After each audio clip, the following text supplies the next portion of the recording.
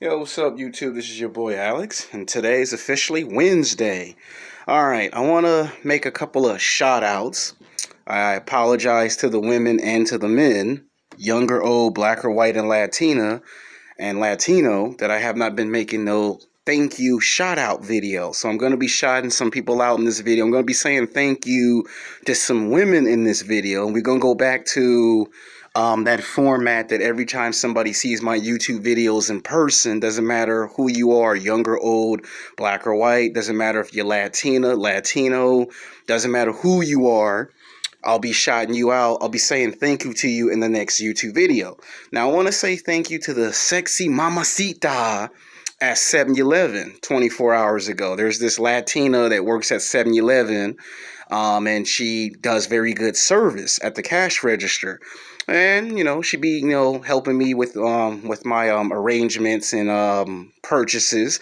So I want to say thank you. Keep up the good job. We need more people like you, because I know low-key she be watching my YouTube videos. I can tell when somebody watches my YouTube videos and actually likes and supports my content, and I could also tell who hates my YouTube videos and hates my content, because a lot of people be making body language and facial expressions.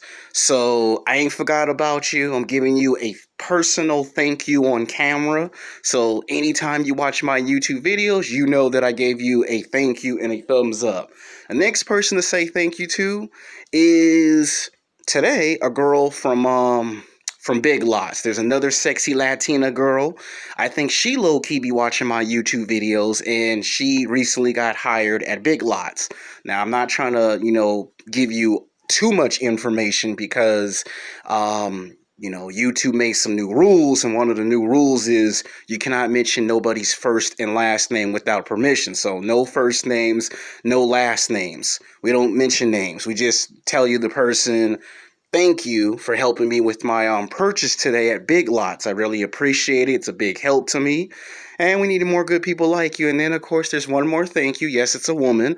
I want to say thank you to the women at Panda Express, because they fix my food. And they do watch my YouTube videos. Oh, yeah, they watch my YouTube videos. There are people who are now just being aware that when I go to these places that they be like, why am I being treated like a super celebrity when I'm not rich and famous? But that's going to probably be a future YouTube video. I don't know if I can do that at the end of December. Maybe I save that for a 2021 New Year's video. Why do some people think I'm a super celebrity? Because they think I get super good service. It's just me just trying to show some proper respect. That's all that is. The title of the YouTube video is going to be called Game Hot Sexy Latina Women in Action, Television, and Film 3. This is the third video in the series. Now, I said I was going to make 3 videos, and I am a man of my word. Sometimes these videos are hits. Sometimes these videos are missed. Sometimes these videos are really good. Sometimes these videos fall flat and miss the mark. But I do try my best. Alright, so this is a video that's going to be celebrating the Latina women, Hollywood actresses in television and film. Now, it doesn't matter if these women are Latina, if they're Puerto Rican descent, if you're mixed with other nationality, your name probably might be on this list. And this is out of respect, because these are women who have great accomplishments in television and film. These women have actually paved the way for the next generation of sexy Latina women. Mamacitas. Thank you, senor. Gracias. And like I said in all my YouTube videos, to the sexy mamacitas, if we didn't have the accident, I would probably, be well-versed in speaking bilingual in multiple languages. I plan on doing that next summer. I'll probably get Rosetta Stone and learn how to speak multiple languages, and probably make a future YouTube video speaking that language in that particular video. I've seen some people do it before on YouTube, and I probably want to give myself a shot at doing it. And because the women were nice to me, that's why y'all getting this video. So you got to say thank you to the sexy mamacita that be at 7-Eleven and at Big Lots because they were super nice to me. And I can tell when somebody low-key watch my videos, so I have to do this. It's respect. I made one for the black women yesterday, 24 hours ago. So I have to make sure everybody gets their own video because I don't want no one to feel like they were left out included. Who knows? I might make a part 4 for the Asian women because, there's some Asian women, they're going to want their accomplishments to be told. So you may never know. There might be a part 4 coming. It all depends on how this week goes. All right, coming in at number 10 is going to be Sofia Moles. Sorry if I butcher her last name. Now, she's mixed. Like, I've been watching the television series CSI Miami for a long time. Like, that show got like 10 to 11 seasons, and for a long time, I always found her very physically, sexually attractive. Didn't matter if she was in her 30s, her 40s, she's in athletic shape, she eats her fruits and vegetables, she drinks lots of water, and she's an exotic beauty. She's not just a beauty, she's a delicate, exotic beauty. Like, you get the sense that you can tell she's mixed, but at the same time, it doesn't matter because everyone finds her attractive. And she got to play the wife or the girlfriend of David Caruso's character from the television show. And a lot of people believe that she is Latina because of that exotic look. Like, you can tell that certain women have this look, and then there's this exotic look that is very rare and hard to find. And some of the best parts of that television show is that she could actually come off as this nice, nurturing woman, and then in a blink of an eye, turn into a badass when she needs to.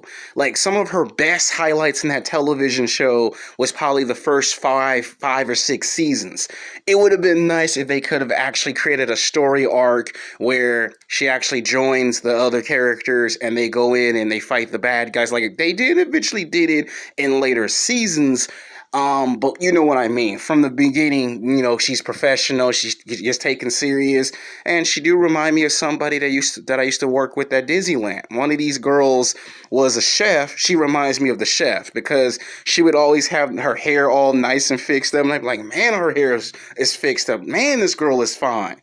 And I was reading her bio, and she's now in her 50s, and guess what? She aged very gracefully. So, this woman has taken very great care of herself. So she's like a prime example that if you exercise and watch what you eat, watch what you drink, and take good care of your body, it really doesn't matter if you're in your 30s, 40s, or 50s. Men will still find women like this very physically, sexually attractive, regardless of what those pickup artists and dating coaches will tell you in YouTube videos and that nonsense that they love to tell you. Coming in at number 9 is going to be the forever sexy Jenny from the block, aka Jennifer Lopez. This woman has been in the game for like 3 or 4 decades. She's what they call the triple knockout. This woman does movies, television, American Idol, America's Got Talent, America You Can Dance. She'd be like on all these different television shows. Turn around and do her singing. I mean, do you know how talented you have to be to do all of that? And then to be a mother? And then turn around and write books. Then turn around and pop up on the Oprah Winfrey Show. Not once, not twice, but like 3 or 4 times she's been interviewed by Oprah. You have to be that on that level to be interviewed by somebody of that talent. And then for her to have like 7 or 8 albums and to be in her 50s rocking and rolling with no signs of slowing down is impressive. The fact that she can do R&B, the fact that she can do, all these different types of music, and then to do movies, television, music, and then to host a television show. Most people would have a mental breakdown if they had to do all of that. And the fact that she does that is like, man, how could you not find this woman attractive and talented at the same time? And she looks good in her 50s. Like, she is competing with women half her age. And the fact that it doesn't bother her makes men find her even more physically, sexually attractive. Now, I know some people are going to throw in the BS. Oh, that's plastic surgery. Oh, that's makeup. Okay, whether is that the case or not, this is still a talent. And she's on the list because this list wouldn't be completed if I did not include Jennifer Lopez, because she is by far loved by the community. Ever since she did that movie Selena, that's based on a true story. If you ain't seen it, I recommend you go see that movie. It's a very good, a critical acclaim film. And of course, there's the later movies that she did. There's Out of Sight with George Clooney. So she's still one of those women that when you hear her name, she's still a force to be reckoned with. Um, Coming in at number 8 is Roseanne Sanchez. If you ever seen the movie Rush Hour 2, that woman was like the best part of that movie. I mean, it was funny trying to see Chris Tucker try to holler at her. Like, I can't blame my man, Chris Tucker. If I'm a police officer and I'm in a story like Rush Hour, I'd probably be trying to get the phone number and take her out to lunch and dinner all the time. I mean, yeah, we saw her on Devious Maids. She's a model, television, film. Then she became executive producer. She's even hosted talent shows, the dancing shows. And of course, for her to actually be doing songs. So she's very beautiful. Like, she's in her 50s and she still looks like she's 25 or 30. And you'd be like, man, like, she looks so good that you forget what her age is. That's how super physically attractive she is. You actually forget that she's that age. And when you check her out, you'd be like, I don't believe it. And I'm pretty sure she's been told that like 50,000 times in 25 years, you don't even look your age. And the fact that she popped up in a 2007 R&B video with Fabulous shows that they put her in the music video. They had to do it for a specific reason. Do you know how hard it is to stay in athletic shape if you're a woman? And then to get asked to do a video with Fabulous. Now, normally they get women that's in their 20s and 30s to do those videos. She weren't even in those age group. And she made I hate to say it, but she put all those other women in that video. She put all those other women to shame because she was half their age and she was in athletic shape. And these women are like, wait a minute, what are you doing having her in the video? So it's like, there's a reason why they pick her for that video. That's why she's on this list. All right, coming in at number 7 is Eva Mendes. Now, my best friend love him some Eva Mendes. I mean, who don't? She very physically, sexually attractive. She did 2 movies with Denzel Washington. She got to be in 2 Fast and Furious movies. The only thing with that is it would have been nice if her character could have stayed around for more future projects. Like, if she got to be in the second film and she got to be in the end credits to Fast 5 to set up Fast 6, it would have made sense that she should have been in at least a 3rd or 4th film. Like, her character was very good. She had good chemistry with The Rock. And to me, she's had her share of movies. I liked her when she played a villain in there was a sequel. There's El Machi, Desperado, and then Once Upon a Time in Mexico with director Robert Rodriguez. And she's been in a lot of these big budget movies. I loved her in The Spirit. Yeah, The Spirit was a terrible comic book movie. I think we all know that. But again, she could hold her weight with big heavyweights. Denzel Washington, The Rock, Samuel L. Jackson. I mean, you name the names. She has been on screen with some of the best and brightest actors and actresses. And the fact that this girl is been in the game for 2.5 decades is just oppressive. I watch all her movies, so I'm a fan of her. I'm serious. I watch all her movies. No, whether her movies are good or bad, I watch them. Like, if I was a film director, she would be someone I would cast for a big budget movie. Because I just find her as an actress and as a human being very interesting. Most directors, they have their actors and actresses that they sign for their movies and for their television shows. Coming in at number 6 is Salma Hayek. Now, I actually saw Salma Hayek once upon a time 2 years ago when I was doing loss prevention, working at a security store.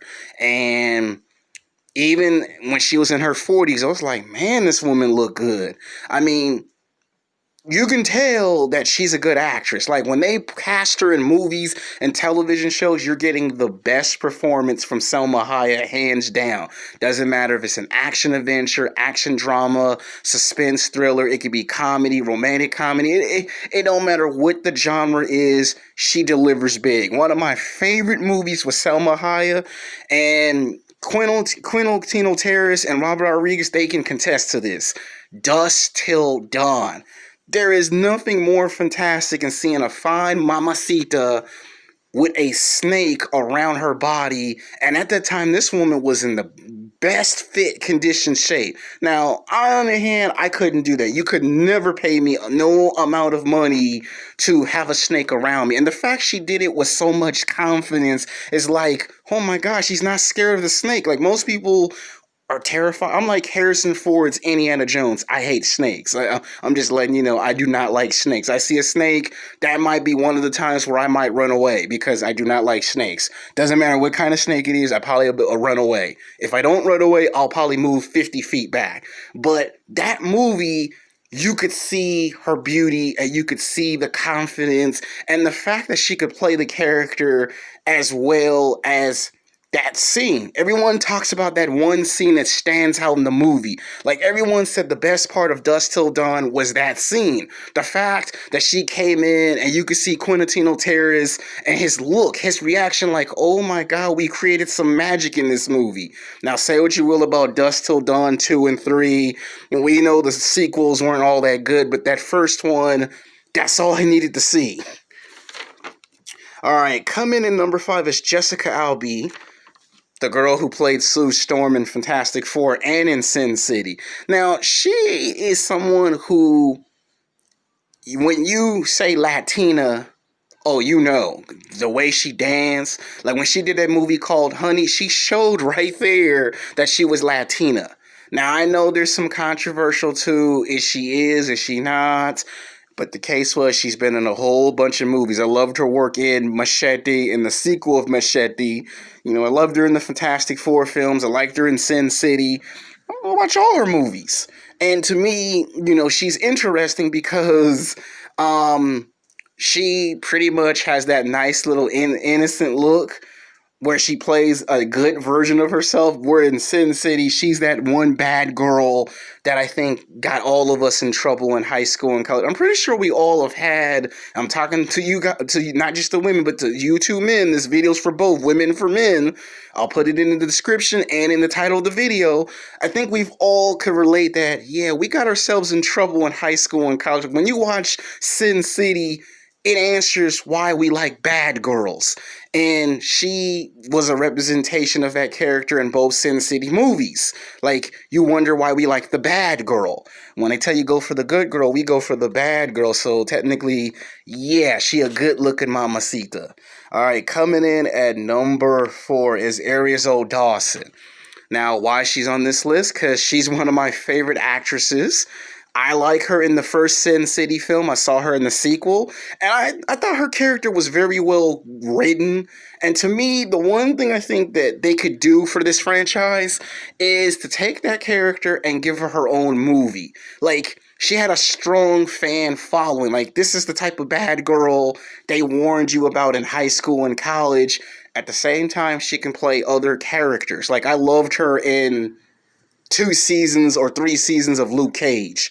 You know, she was good in Luke Cage. She played a supporting character. She done some romantic comedy movies. And then when she has to, she plays a badass. And for her to be cast as Ahsoka Katana for Star Wars, that's probably going to make me want to watch all of The Mandalorian season 1 and 2, and then for them to set up her own show. It's like, oh yeah, I'm a fan.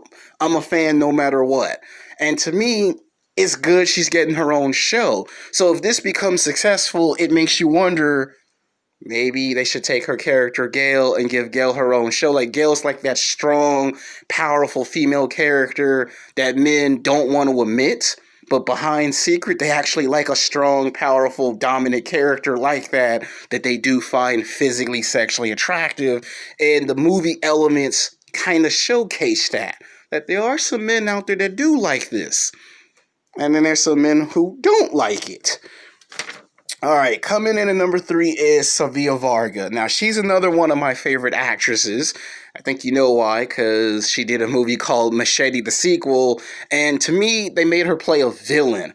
Now, the idea of making her play a villain, and then the fact that she was on the television show, like, that's probably the only reason why I watched the television show, because her fine ass was on television, and everybody loves when she get the yelling and the screaming, and the fact that she was coming after Machete. Now, I can't wait if they make a part three. I think it'd be badass if Robert Rodriguez makes a Machete 3 and 4. If he makes a Machete television show, you could make that whole story about her character, and you see every character that she plays, they're always different from the last character. And you don't know what you're going to get with this actress because every time she play a character, she's unpredictable. And I think some part of her sex appeal is you don't know what she's going to do until she does it. So that's what makes her interesting. All right, coming in at number two is Michelle Rodriguez. You didn't think I was going to make a video about sexy mamacitas and not include the baddest chick from Fast and Furious, did you? This woman is bad to the bone. This woman got a mean swing on her. I would not want to get into a fight with this fine woman. I mean, this woman can drive cars, kick your ass. She got that sexy badass attitude. This woman has been a part of multiple franchises. You know, she's been in the Resident Evil movies. I know the Resident Evil movies ain't all that good, but she was probably the best parts of those movies, even if she weren't the main character. And then for her to be in Machete 1 and 2, I loved her in Machete. Like, if somebody asked me between Fast and Furious, Resident Evil, and Machete, what do you think she was in the best franchise? I gotta say Machete, because you take her more serious and you respect her more. And I like her character launch, or whatever her character's name. I actually like her character because she's badass. Where in Fast and Furious, Letty is badass, but she still can retain her beauty. Why in the Machete movies you get in a woman that is she would be a prime example of the ride or die chick that's got your back. All you gotta do is watch her back and she got your back. So I like the character from the Machete movies as much as I like Letty. I would say they're both on the same level.